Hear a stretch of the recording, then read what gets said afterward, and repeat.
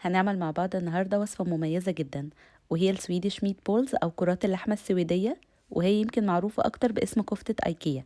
بس حتى لو كنتوا أكلتوها عند أيكيا أو في أي مطعم تاني بره، فالوصفة اللي هنعملها النهاردة أحلى بكتير من أي حاجة تانية جربتوها قبل كده. الكفتة نفسها جوسي ونكهتها مختلفة عن أي وصفة كفتة تانية. الصوص بتاعها كمان كريمي وغني جدا.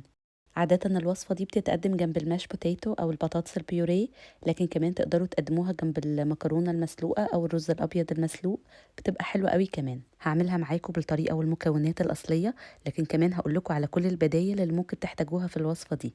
يلا بينا على طول نبدأ ونشوف هنعملها ازاي مع بعض. بس لو دي أول مرة تشوفوني، أنا عليا، متنسوش تشتركوا في القناة ولايك وشير لو عجبكم الفيديو. يلا بينا نبدأ. بالنسبة للحمة المفرومة هنحتاج نص كيلو لحمة أحمر مفروم، ونص كيلو نسبة الدسم فيه أعلى شوية، تقريبا بتكون 25%. هنحتاج كمان بصلة صغيرة، ويفضل من النوع الأبيض لأن نسبة الحلاوة فيه بتكون أكتر من البصل الأحمر. وربع كوباية من كريمة الطهي، لكن تقدروا تستبدلوها بربع كوباية من الحليب. هنحتاج كمان معلقة كبيرة من المستردة، وهي حاجة أساسية في الوصفة دي لأن هي بتدي طعم حلو قوي مميز للكفتة. عندنا كمان بيضتين. وبالنسبة للتوابل اللي هنستعملها فهي طبعا الملح والفلفل، وهنحتاج بابريكا وحبهان مطحون والسبع بهارات. هنحتاج كمان 3 شرايح توست، تقدروا تستبدلوهم ب3 معالق كبار من البقسماط المطحون، او كمان تقدروا تستبدلوهم بالعيش الفينو. اول حاجة بعملها هشيل الحواف الجافة بتاعة التوست بالشكل ده. انا عموما في اي وصفه كفته بحب استعمل التوست او اي عيش طازه، مش البقسماط او البريد كرامبس، لان العيش الفريش او الطري بيمتص السوائل اكتر وبيخلي قوام الكفته متماسك اكتر. وطبعا الحواف اللي بنشيلها دي مش هنرميها ولا حاجه، تقدروا تحمصوها وتطحنوها تعملوها بقسماط وتستعملوها في اي وصفه تانية. بعد ما بنقطع العيش بالشكل ده هننقعه دلوقتي بالكريمه. زي ما قلت لكم تقدروا تستبدلوا الكريمه بالحليب، بس الكريمه عموما بتدي طعم اغنى للطبق. بتأكد ان التوست اتشرب الكريمة وبدأ يطرى وقوامه بقى زي المعجون شوية. بعد كده هضيف لهم البيض والمستردة، والبيض من الحاجات اللي بتدي طعم حلو قوي للكفتة. هقلبهم كويس جدا مع بعض لحد ما يتجانسوا ويبقى قوامهم سايل شوية بالشكل ده، وهسيبهم على جنب لحد ما اجهز البصل. في طاسة على النار هحط فيها معلقتين كبار من الزبدة، ومش هستنى لحد ما تسخن قوي، على طول هنزل عليها البصل المبشور. احنا مش عايزين البصل يتحمر او ياخد لون، يدوب بس يتشوح مع الزبدة لحد قوامه ما يبقى طري ولونه شفاف. والخطوة دي ما بتاخدش وقت خالص، يعني يدوب دقيقتين 3 بالكتير والبصل بتاعنا بيكون جاهز. بس الخطوة دي بتفرق جدا في الطعم بعد كده. خلاص كده البصل بتاعنا تقريبا بقى جاهز. هشيله من على النار وهسيبه 10 دقايق يبرد قبل ما اضيفه على باقي المكونات. لما البصل يبرد هضيفه على الخليط اللي عملناه قبل كده، وهنضيف عليه اخر حاجة اللحمة والتوابل بتاعتنا، وهنعجن كل الحاجات دي كويس جدا مع بعض. وبقول نعجنهم مش مجرد بس نقلبهم وخلاص، كل ما بنعجن الكفتة كل ما الأنسجة بتاعة اللحمة بتكون طرية أكتر، والمكونات كلها بتدوب مع بعض وتحسوا خلاص إنها بقت حاجة واحدة. وده اللي بيخلي الكفتة بتاعتي طرية وجوسي جدا بعد التسوية. خلاص كده عجننا الكفتة كويس جدا. هنسيبها في التلاجة على الأقل لمدة ساعة علشان نقدر نشكلها بسهولة. كمان تقدروا تعملوا الخطوة دي قبل بيوم. في الوقت ده هنجهز البطاطس البيوريه بتاعتنا. هنحتاج هنا 3 بطاطسات حجمهم متوسط، وزنهم تقريبا 900 جرام لكيلو. بنقشرهم كويس جدا وبنسيبش اي اثر للقشرة البني عليهم. هنقطعهم مكعبات متوسطة، مش صغيرة قوي ومش كبيرة قوي. ويفضل دايما نختار البطاطس اللي لونها فاتح، ودي بتكون نسبة النشا فيها عالية.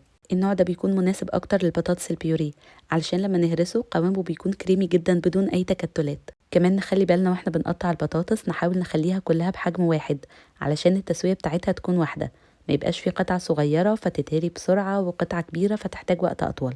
دايما بنسلق البطاطس في مية فترة من الحنفية، ما نحاولش أبدا نحطها في مية سخنة متصورين إن كده هنسرع عملية التسوية. بالعكس جدا مش هتستوي كويس خالص. كمان التسوية بتاعتها تكون على نار متوسطة مش عالية، وده بيضمن إن القوام هيكون ناعم وكريمي بعد السوا. وما ننساش كمان نحط ملح في المية، الملح طبعا على حسب الرغبة، تقريبا معلقة صغيرة. ده بيكون شكل البطاطس بعد ما سبناها على النار 15 دقيقة. وبنعرف ان هي استوت لما بنكسرها كده بالشوكة وبتتكسر معانا بسهولة.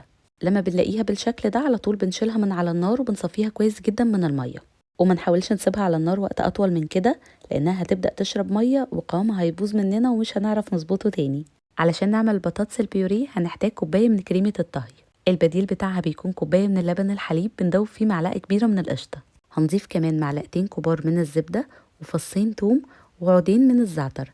تقدروا كمان تضيفوا روزميري أو أي نوع منكهات تانية تفضلوها. هنرفع الكريمة دي على نار متوسطة وهنسيبها لحد ما تبدأ تغلي. في الوقت ده هنهرس البطاطس، والبطاطس لازم نهرسها وهي سخنة، ما نسيبهاش أبدا لحد ما تبرد. تقدروا تهرسوها بالشوكة أو بأي هراسة يدوية عندكم، لكن ما تستعملوش أبدا الفود بروسيسور أو الكبة أو أي جهاز كهربائي تاني. هي عموما مش بتحتاج أي حاجة لأن قوامها ناعم وكريمي جدا وبتتهرس معانا بكل سهولة. لكن أكتر حاجة بتطلع قوامها مظبوط وناعم جدا هي المصفى. بنحطها فيها وبنضغط عليها بالراحة وبتخرج معانا بالشكل ده بكل سهولة. هو صحيح الموضوع هياخد منكم شوية وقت ومجهود، لكن فعلا يستحق. ده بيكون شكلها بعد ما خلصنا الكمية كلها، واحنا كده متأكدين ان هي ناعمة جدا ومفيش فيها اي تكتلات. في الوقت ده كمان الكريمة بتاعتنا خلاص بدأت تغلي. هنشيل منها الزعتر والثوم وهنبدأ نضيفها بالتدريج على البطاطس. ما ينفعش نضيف الكريمة كلها مرة واحدة علشان نتأكد ان البطاطس امتصتها بالكامل وقوامها هيفضل كريمي وما يتحولش لسائل. كمان امتصاص الكريمة بيكون على حسب نوعية البطاطس اللي بتستعملوها، فلو كانت نوعية البطاطس نسبة النشا فيها مش عالية فمش هتمتص كمية كريمة كتير، فمعلقة واحدة زيادة من الكريمة ممكن يبوظ قوام البطاطس بالكامل. هضيف الكريمة تقريبا على 3 دفعات وبتأكد في كل مرة ان البطاطس امتصتها بالكامل، بس طالما استعملت نوعية بطاطس كويسة فانتوا هتحتاجوا كمية الكريمة كلها. كمان ما تنسوش تضيفوا رشة بسيطة من الفلفل الأسود وتقريبا نص معلقة صغيرة من الملح علشان نظبط الطعم. هنقلبهم كويس وبكده بتكون البطاطس بيوري بتاعتنا جاهزة. قوامها كريمي جدا وطعمها غني. دي تقريبا أحلى وصفة بطاطس بيوري ممكن تجربوها في حياتكم. هنسيبها على جنب وهنرجع تاني للكفتة. الكفتة بعد ما سيبناها تقريبا في التلاجة لمدة ساعة قوامها تماسك ونقدر دلوقتي نشكلها بسهولة. بحب استعمل معلقة الايس كريم لتشكيل الكفتة علشان اضمن ان كلهم بحجم واحد، لكن طبعا تقدروا تشكلوها بايديكم او باي معلقة عادية متوفرة عندكم. من الحاجات كمان اللي دايما بعملها ببل ايدي بشوية من المية الباردة وانا بشكل الكفتة. الخطوة دي بتسهل عليا جدا، ما بتخليش الكفتة تلزق في ايدينا وكمان بتحافظ على سطحها املس من بره. كمان وانتوا بتشكلوا الكفتة حاولوا ما تخلوش حجمها صغير قوي لان هي لسه هتكش مع التسوية، فما تتفاجئوش بعد كده وتلاقوا حجمها بقى صغير قوي. انا هخلص الكمية كلها بنفس الطريقة، وكمية اللحمة اللي استعملناها النهاردة بتعمل تقريبا من 28 ل 30 واحدة بالحجم ده. تقدروا كمان لو تحبوا بعد ما بتعملوها بالشكل ده بتشيلوها في الفريزر وبتطلعوها على التحمير والصوص، ده بيسهل عليكم الشغل جدا كمان. وعلشان احمر الكفتة هحتاج معلقة كبيرة من الزيت ومعلقة كبيرة من الزبدة. ما بستعملش الزبدة بس لان هي سهل تتحرق ولونها يبقى بني، فالزيت هو اللي هيحافظ لي على اللون الذهبي بتاعها. بستنى الطاسة تسخن كويس جدا قبل ما انزل فيها الكفتة، وطبعا ما بنملاش الطاسة قوي علشان درجة حرارتها ما تنزلش. كمان لو عايزين خيار صحي اكتر فتقدروا تحطوا الكفتة دي في صينية وتدخلوها الفرن. هتاخد تقريبا نص ساعة لحد ما يبقى لونها ذهبي من كل الجوانب. عملتها معاكم قبل كده بالطريقة دي في الفيديو بتاع المكرونة الاسباجيتي وكرات اللحم، كمان هسيب لكم اللينك بتاعه في صندوق الوصف. بقلب الكفتة كويس جدا على كل الجوانب مش بس على الوجهين اللي فوق واللي تحت، لحد ما اتأكد ان هي اخدت لون ذهبي من كل الاتجاهات. بتأكد بالطريقة دي ان الكفتة بتاعتي خلاص بقت ناضجة تماما. هشيلها دلوقتي من على النار وهكمل باقي الكفتة بنفس الطريقة. وخلي بالي التسوية بتاعة الكفتة بتكون على نار متوسطة علشان ما تتحرقش من بره وتفضل لسه نية من جوه. هي ما بتاخدش وقت طويل على النار، تقريبا 10 دقايق. ده بيكون شكل الكفتة بتاعتنا بعد ما حمرناها كلها. هنبدأ دلوقتي نجهز الصوص. تقدروا تعملوا الصوص في نفس الطاسة اللي عملتوا فيها الكفتة، لكن هي فيها شوية من القطع البني وانا عايزة قوام الصوص بتاعي يكون كريمي، علشان كده هستعمل طاسة تانية وهحط فيها 3 معالق كبار من الزبدة. بستنى لحد الزبدة ما تدوب تماما وبعد كده هنزل عليهم 3 معالق كبار من الدقيق، بالظبط كأننا بنعمل صوص بشاميل. بس الفرق في الصوص ده ان بس مش مجرد هشوح الدقيق كده لحد ما ياخد لون ذهبي، لا انا هسيبه على النار لحد ما لونه يبدأ يغمق معايا شوية بالشكل ده. اول ما الدقيق والزبدة يبقوا باللون ده على طول هنزل عليهم الشوربة. هحتاج كوبايتين من مرقة اللحم، وانا بنزلهم ببدأ على طول بالتقليب علشان اضمن ان قوام الصوص يفضل كريمي وناعم معايا. لما قوام الصوص بتاعي يكون بالشكل ده هضيف له دلوقتي المكون التاني وهو الساور كريم. لو مش متوفر عندكم تقدروا تستعملوا بدل منه كريمة الطهي. كمان لو مش متوفر عندكم كريمة الطهي فالبديل بتاعها زي ما قلت لكم كوباية من الحليب بنقلب فيها معلقة كبيرة من القشطة، وبقلبهم كويس مع بعض لحد القوام ما يكون ناعم وكريمي ولونه بقى افتح بالشكل ده. ودلوقتي هنضيف اخر مكون عندنا وهو الوستشاير صوص، والبديل بتاعها بيكون الصويا صوص. كمان لو الصويا صوص مش متوفر عندكم في البيت فتقدروا تستبدلوها بمعلقتين من العسل الاسود ومعلقتين من الزيت النباتي ومعلقة واحدة من الخل ورشة بسيطة من الملح ورشة بسيطة من السكر. كمان ما ننساش نضيف ملح وفلفل للصوص بتاعنا علشان الطعم. وبنقلب كل حاجة كويس مع بعض وبتلاحظوا ان اللون بتاعه بقى اغمق، وده طبعا من الوستشاير صوص. وبكده خلاص الصوص بتاعنا بقى جاهز على التقديم. بحب كمان مع الوصفة دي نقدم نوع من الخضار، واكتر حاجة بتليق معاها هو البروكلي. النهارده هنعمله بطريقة سهلة جدا، مش هنحتاج نسلقه ولا نعمله على البخار، يدوب بس هنقطعه قطع مناسبة وهنحمصه في الطاسة مع معلقة زبدة ورشة ملح وفلفل.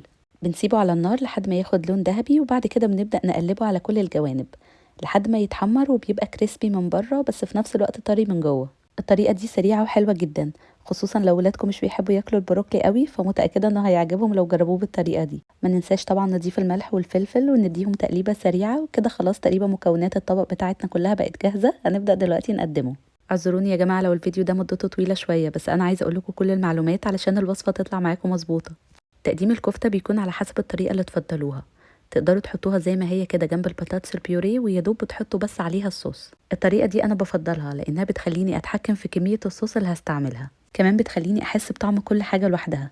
والأهم من كل ده إن لو اتفضل مني حاجة سواء كفتة أو صوص بقدر أسخنهم تاني يوم بكل سهولة، عكس طبعا لو حطيت الكفتة في الصوص. الطريقة بقى التانية اللي ناس كتير قوي بيفضلوها إن الكفتة تكون غرقانة في الصوص. بحط الكفتة في الصوص وبقلبهم كويس مع بعض وبسيبهم على نار متوسطة لمدة تقريبا من 5 دقايق ل7 دقايق. الطريقة دي حلوة قوي، كمان بتخلي الكفتة طرية جدا وطعم الصوص واضح قوي معاها. زي ما قلت لكم بنسيبها على النار لحد ما تبدأ تغلي، وعلى طول بنطفي عليها علشان قوام الصوص ما يتقلش، وهنضيف لها رشة بسيطة من البقدونس الأخضر. وبكده تاني طريقة تقديم عندنا بقت جاهزة. لما بتعملوها بالطريقة دي بتبقى حلوة قوي جنب المكرونة أو جنب الرز الأبيض المسلوق. أنا النهاردة عملتها جنب مكرونة سباكيتي، بس كمان تقدروا تعملوها جنب أي نوع مكرونة تاني. بتسلقوها بالطريقة المعتادة وبتضيفوا عليها الكفتة بالصوص بالطريقة دي. اتمنى فعلا ان انتوا تجربوا الوصفه دي لان طعمها احلى من اي حاجه بتاكلوها بره. الكفته طعمها حلو جدا وجوسي من جوه، طعم الصوص كمان غني وكريمي، يعني مهما اقول لكم عليها حلوه لازم تجربوها علشان تعرفوا. كمان البطاطس البيوريه طعمها حلو وكريمي وغني جدا، دي فعلا احلى وصفه بطاطس بيوريه ممكن تجربوها في حياتكم. اتمنى ان وصفه النهارده تكون عجبتكم وما كنتش طولت عليكم. كمان اتمنى تجربوها وتقولوا لي عجبتكم اكتر جنب البطاطس ولا جنب المكرونه. لو عندكم اي سؤال ابعتولي في الكومنتس، كمان ما تنسوش تبعتولي صور تطبيقاتكم على انستجرام وفيسبوك. لو عجبكم الفيديو ما تنسوش تعملوا له لايك وشير. اشوفكم على خير في فيديو جاي ان شاء الله. باي باي.